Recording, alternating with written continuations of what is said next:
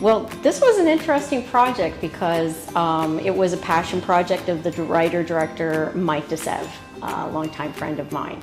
And when he brought the project to us, it was exciting because it's also a personal IP that is near and dear to my heart as well. And so I saw the potential for it to be such a wonderful project. And he had some really good ideas around Winnie the Pooh and having, Beyond Pooh Corner, taking it back to its original roots. And so, yeah, it just seemed like something that was a perfect mix for both of us.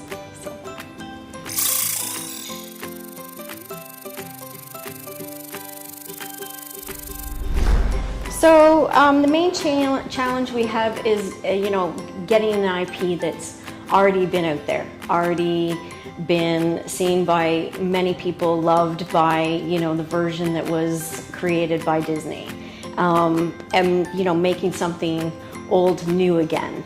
And, for us, the idea was to make something unique so that when everybody watched the movie, they weren't going to think of Disney while they were watching it. And so we decided to make something unique, make it a mixed media, have, either stop motion or CG animated characters with a live action background. This is something that's been done before with renewing an IP, and also doing a prequel story to the novels so that it's a new story and we could have the advantage of creating something unique and special to us.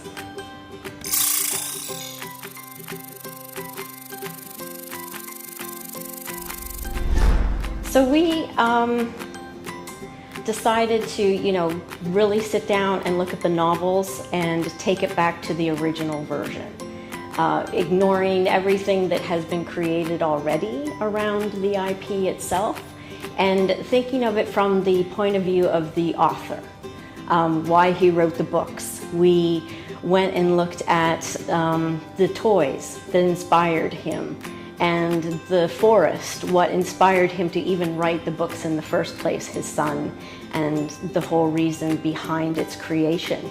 And so, when we reread the books, everyone was saying, Winnie the Pooh spent all of his time creating these fantastic, his obsession with honey.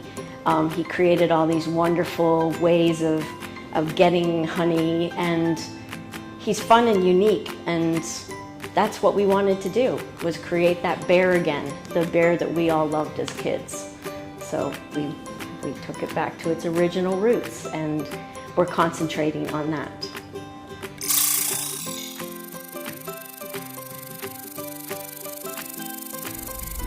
So again, the team was thinking of,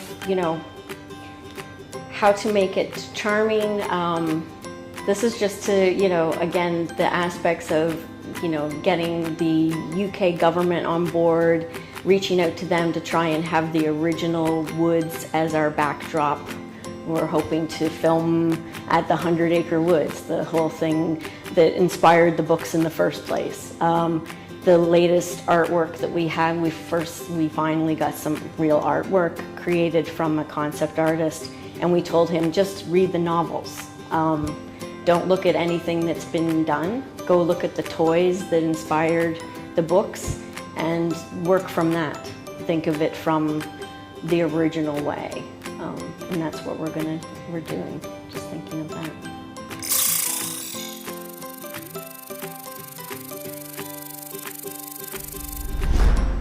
Well, because it made me realize that there is a lot of things out there that can be revamped. There's a lot of projects that may come up that can be reworked. We've seen some of them in the past, like Smurfs and, Paddington and stuff like that. They've done really well. And this is the first time that I've thought of an IP from the point of view of the toy creation. We brought on the toy creators early in the process. So now we're thinking of the world from a merchandising point of view, how the play patterns can work with, you know, Winnie the Pooh being a bear that loves to build and create these mystery machines and things to get his honey.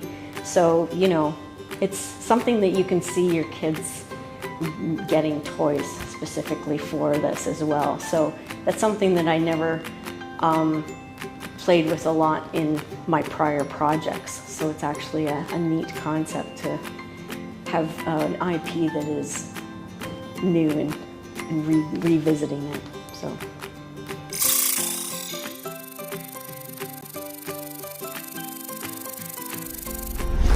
Yeah, I mean, we've already started thinking, because, you know, Tigger is not public domain yet, and of course, I don't know about everybody else, but he's pretty much one of my favorite characters of the group, and, you know, we're hoping to incorporate him in the feature if we can. So if not, we're already thinking, yeah, we want to do a TV spin-off of the feature film. You know, we're already planning of doing things with the IP further than what we are doing now. And also, we are looking to do more IPs that are similar to this, because I'm sure ones are going to be popping up that are, you know, fun, family friendly, and things that are interesting in this kind of aspect. So, yeah.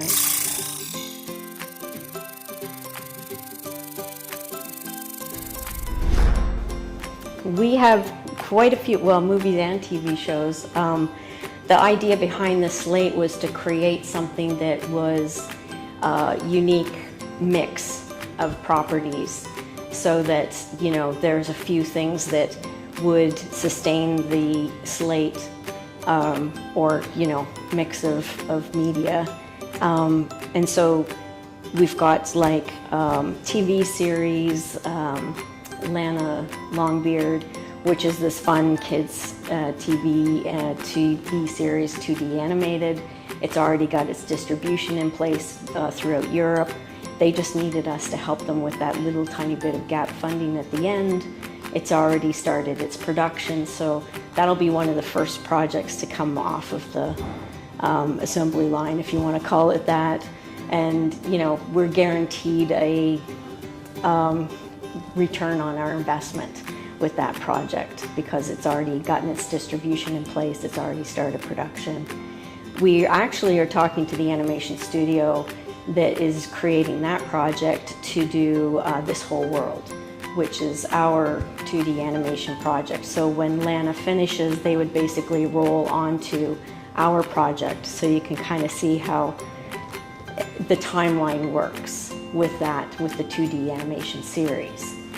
This Whole World is it's based on an iconic catalog of music, and again, 2D animated, fun, family-friendly TV series.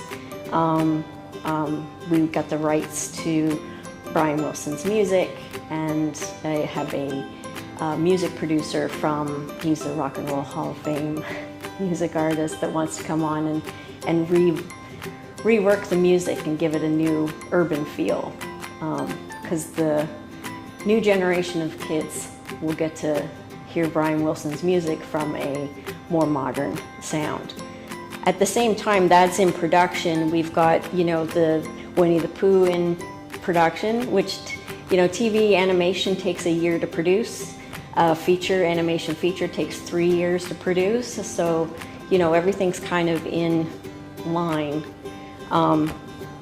So the two, it's difficult to kind of just explain, but, you know, you have certain projects finishing while others are still continuing production.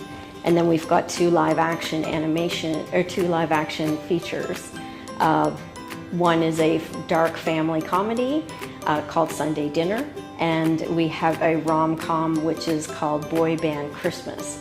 If anybody likes boy bands, which not everybody likes boy bands of some sort. You know, it'll sell well, and of course it's a rom-com, and, you know, it's got a good market. And those are you know, film takes a couple of months to film them and 3 months to do post-production, so they're a short time period to produce. So we'll see returns on those quite quickly.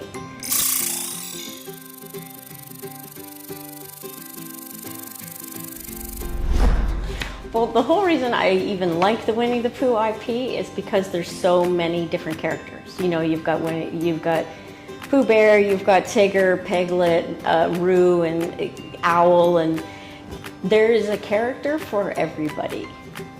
You either associate, like as a kid or even as an adult, you will look at all those characters and you will associate with one of them.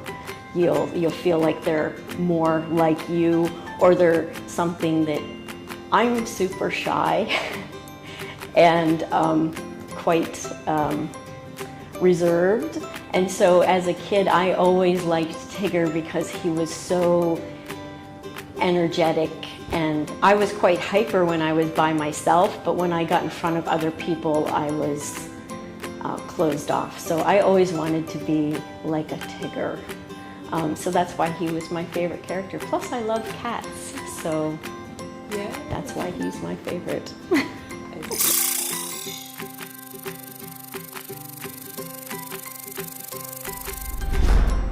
That was better than I expected. Because they're going to go in there thinking this is not as good as what we remember from Disney or any other way that it's been made. And I want them to leave the theater and go, that was so much better than I thought it was going to be. Or, you know, I love that film.